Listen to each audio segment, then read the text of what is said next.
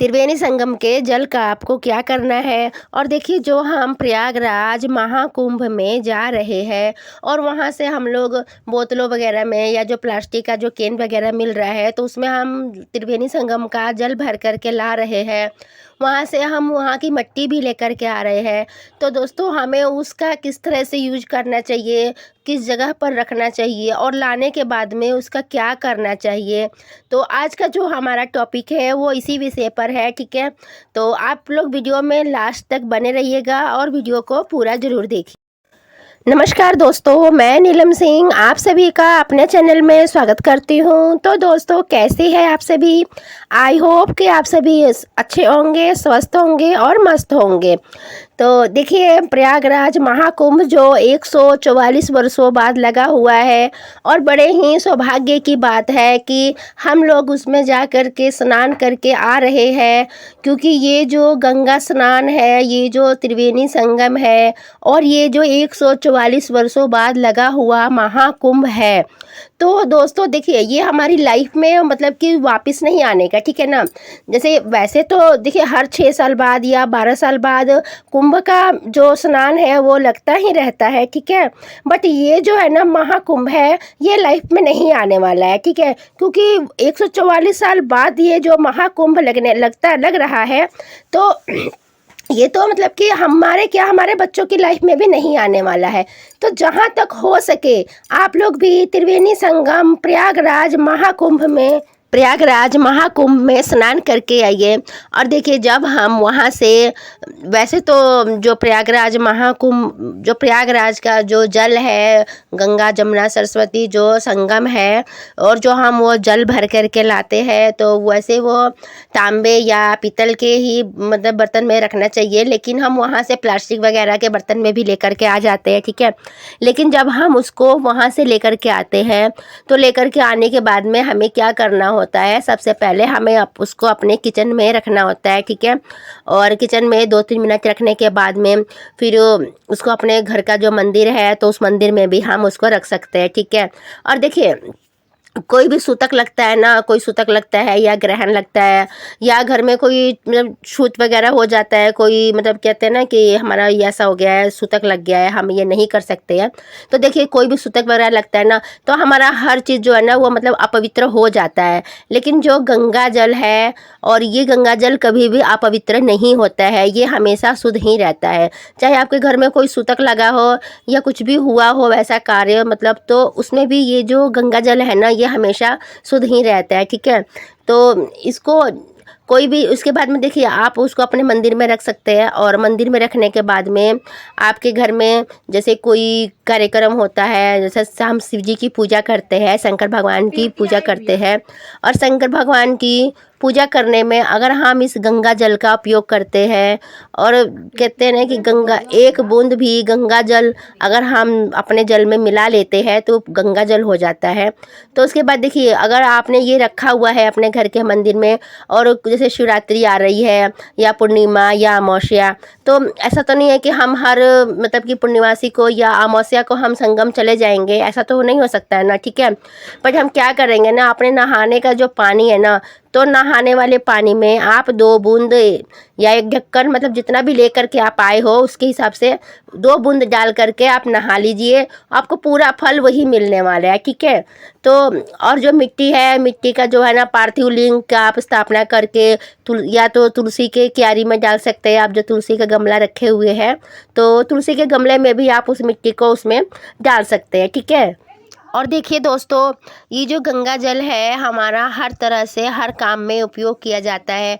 चाहे कोई मृत्यु हो या सूतक पातक हो या कोई बच्चे वगैरह की डिलीवरी भी होती है, तो कहते हैं ना कि छूतक हो गया है, तो मतलब इसमें हमें ये शुद्ध अशुद्ध हो गई है सारी चीज़ें। तो लेकिन जो गंगा जल है वो शिव की जटाओं से निकला हुआ ये गंगा जल है, और ये हमेशा ही शुद्ध और पवित्र होता है।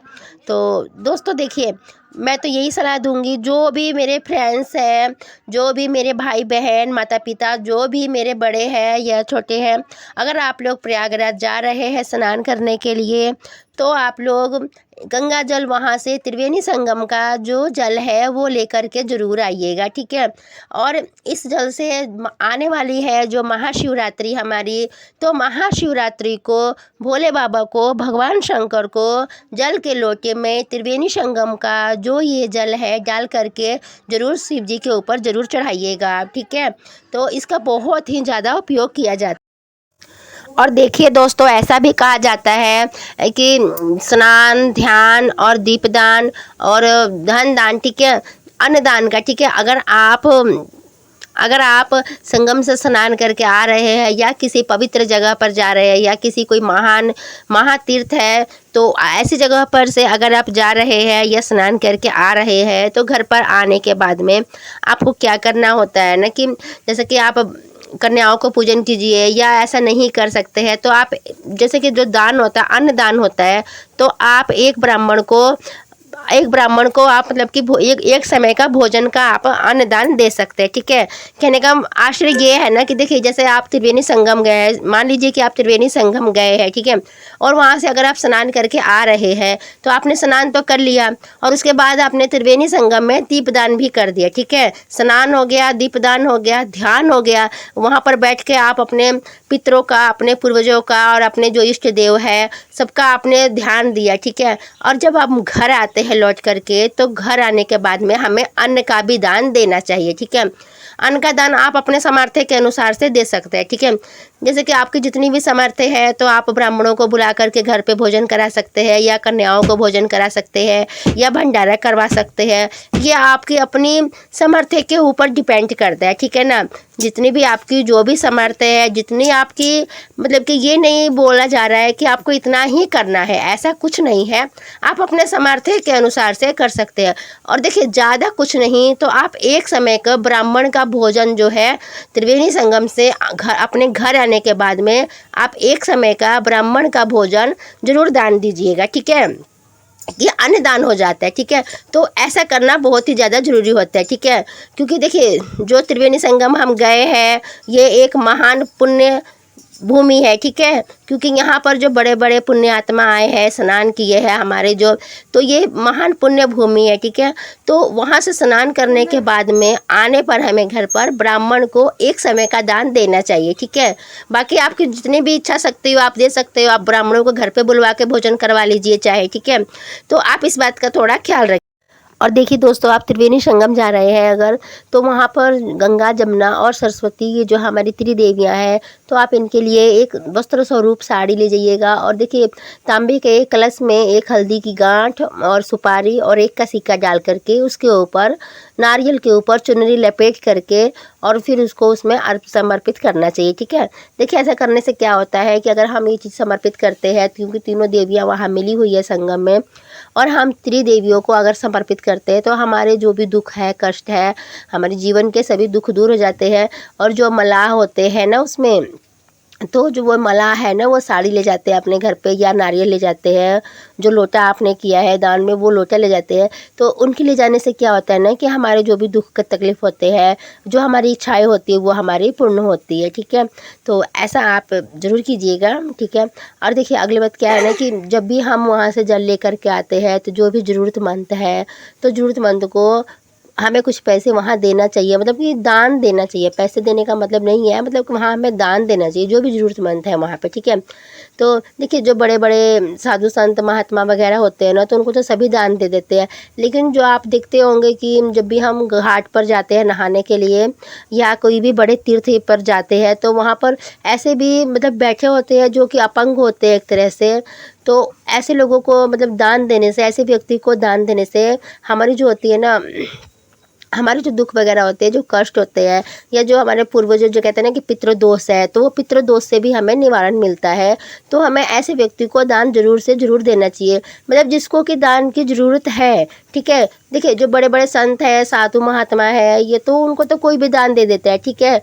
और लेकिन ऐसे व्यक्ति जिसको ज़रूरत है ज़्यादा, हाँ ठीक है, तो ऐसे व्यक्ति को दान हमें देना चाहिए, ठीक है। ऐसे व्यक्ति को दान देने से जो है हमारे पितृ जो है वो, हमारा जो कहते हैं ना पितृदोष लगा हुआ है, तो पितृदोष से भी हमें मुक्ति मिलती है। तो दोस्तों, ये था हमारा आज का वीडियो। और आपको हमारा ये वीडियो कैसा लगा कमेंट बॉक्स में हर हर महादेव ज़रूर लिखिएगा। और फिर मिलेंगे एक नई वीडियो के साथ में। उम्मीद करते हैं कि आपको हमारा वीडियो अच्छा लगा होगा। अगर वीडियो अच्छी लगी हो तो प्लीज़ दोस्तों एक लाइक ज़रूर कीजिएगा। आपके एक लाइक करने से हमारा हौसला बना रहता है। और वीडियो को ज़्यादा से ज़्यादा शेयर कीजिएगा ताकि ये वीडियो मेरी सभी माताएँ बहनें भाई बहन जो भी है सब तक ये वीडियो पहुँच पाए। ज़्यादा से ज़्यादा वीडियो को शेयर ज़रूर कीजिएगा। फिर मिलेंगे एक नई वीडियो के साथ में। तब तक के लिए हर हर महादेव, हर हर गंगा।